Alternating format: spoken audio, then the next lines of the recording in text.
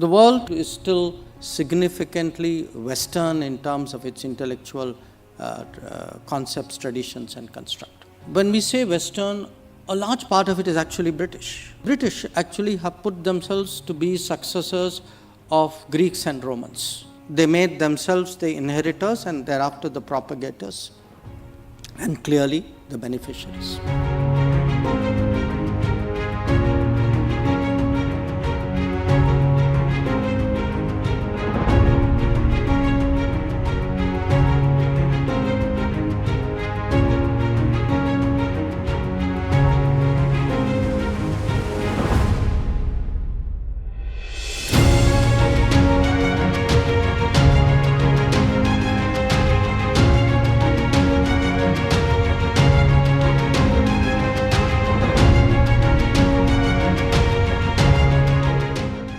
The world, as my first point was made, is still significantly Western in terms of its intellectual concepts, traditions, and construct.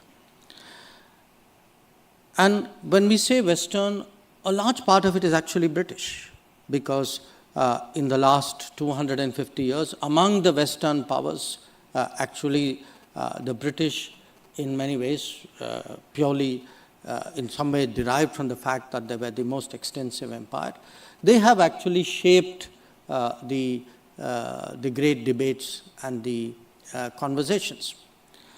Now, interestingly, if you look at the way thoughts in history, political science, international relations are unfolded, Westerners generally and the British actually have put themselves to be successors of Greeks and Romans. That they have actually worked history backwards.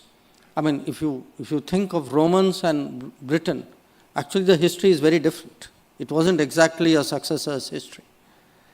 Yet, once actually empire building exercise started, and then you needed legitimacy, you needed justification, you need narrative, you needed a rationalization. They created this whole, I would say, legacy of wisdom and knowledge and thought and philosophy, of which, of course, they made themselves the inheritors and thereafter the propagators, and clearly the beneficiaries. But it wasn't just about themselves. If you look at how actually the relationship between geopolitics and historical assumptions, you have it's very interesting comparison how world history, and I would say more than history, international relations, the comparative treatment of China and India. Some of you would be familiar with Kissinger's book on China. The standard Western, we are now talking professors, intellectuals, practitioners, they have no problem accepting 5,000 years of unbroken Chinese history.